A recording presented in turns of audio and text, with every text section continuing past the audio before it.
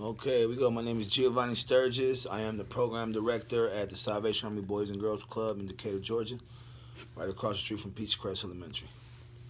Good deal. So I'm going to ask you probably about five questions. The first question will be, how do you feel about the communication from the school to the community in general? Do you feel like communication from the school is going out to the community enough? Yeah, I would say not enough. I know most of the information that I get is when I go up to the school or what I see on the sign, right there on the lighted sign that we have. Most of the time, I don't know, when you guys are getting out of school early or what's going on after school, those type of things. And I'm right across the street. Good deal. So that they call that thing over there the marquee. The marquee, yeah. So you it's facing your place, so Yeah. that's how you see. That's pretty much how I know what's going on, yeah. Yeah, I'm gonna add a part B to that one. Do that information change on a regular basis to you, or does it seem like the information up there like stays there? It's, A a little lot of too it long. stays there, but they do. You guys do put up new information, like as far as like if it's like a Columbus Day or Christmas stuff like that. You guys put that up there. I think you guys do a good job with that. Okay. But there's just some things like I didn't know. Like when you guys had the Black History program, I didn't know that was coming up. Was that on the marquee?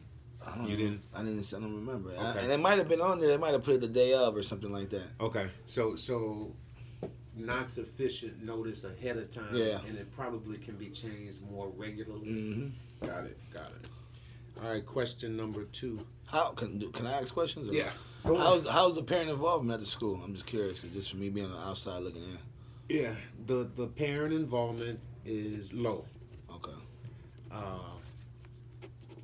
uh, say we have report card conference, we got close to 1,000 students at the school.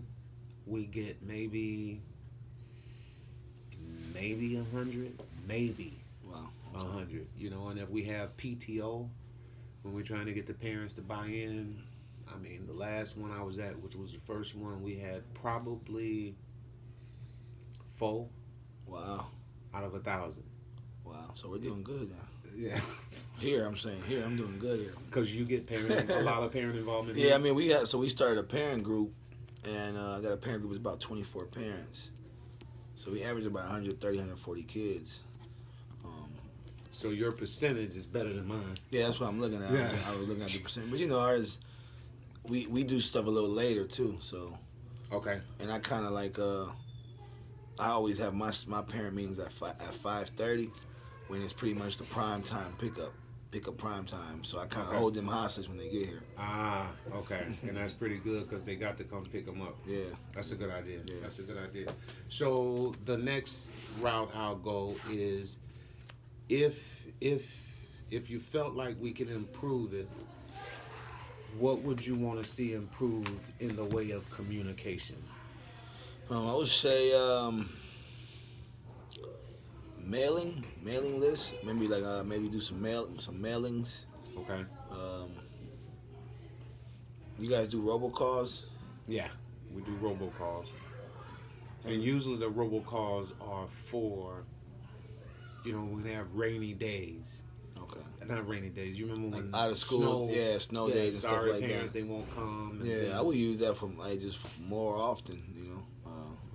So more often use robocalls just to get information out. Yeah, hey parents, we this Friday is parent report card pickup day. Yeah, yeah. And see, I don't think we do it, but I can't say for sure. Yeah. So you would like to see maybe a little bit more mailing and probably more robocalls or something like that. Yeah, Now and that's to parents. Do you feel like even though it's to parents, it affects you as being the boys club? Like if you know what's expected of the parents there, how would that? I mean, I think it would help us because we would be on the same page as the parent, and us being directly across the street. I try to be a direct resource to you guys, And one thing that I've been trying to do actively since July is partner up with Peachcrest, and the only traction momentum that I got was from what was the gentleman whose position Mr. you took? Potter. The position you took. Yeah, Mr. Potter, He was like assistant principal. Yeah. yeah, Tall but he guy? was no. I'm talking about he was a dark skinned, shorter guy. He was Oh, a Mr. Chambers or Mr. Max. Was it Mr. Max? Or... no, not Mr. Joseph. He's not there no more. He was just there interim. He was a retired principal that came back to Peachcrest for some time. No, not Mr. Jenkins. Yeah. Mr. Jenkins Yeah. was the interim. You. So Mr. Jenkins. So I've been trying to talk to different people there. And Mr. Jenkins was the only person who kind of brought me in, and gave me the leeway to come in, and he let me sit there during lunch. Before him, I was just getting the runaround. Okay. And, you know, so as far as trying to connect with the school to see how we can both benefit one another, yeah. you weren't even. Because I mean, my thing is, we're directly across the street. We have 90 kids that come here from Peachcrest. Okay. And I have yet. You're the only person that's been over here. I mean, teachers will come. And they if they have a kid afterwards, they'll come drop them off at the door. But nobody's ever made an effort to come in, walk around, come hang out for an hour or two, come tutor their own kids. Maybe have a parent meeting here. Maybe have a pool party, a pizza party, whatever it is. Right. I didn't even know y'all had a pool. Yeah, we're trying to be a community resource. And right now, Towers, their swim team comes to practice, their basketball team comes over here. We have a lot of relationship with Towers, but we don't really have that many Towers kids. We have more Peachcrest kids. So it's like I'm trying to make that connection. It should be a better. Okay. Yeah. Good deal. Another question I would ask you: Do you feel that? Do you ever go to our school's website to look for any information? Have you been encouraged to go to our school's website? Does anything? Not at all. Not at all. Okay.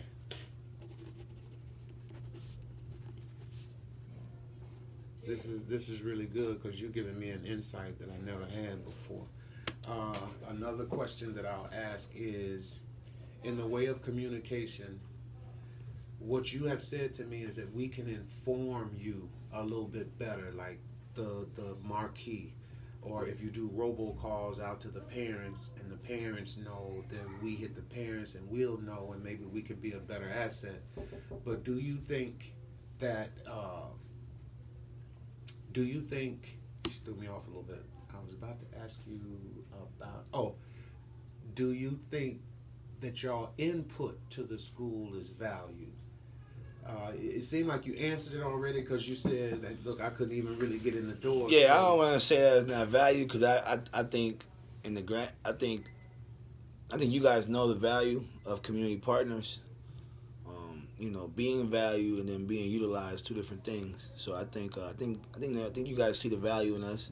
We're right across the street, but again, are you guys tapping into the resource? Because tapping in is something completely different.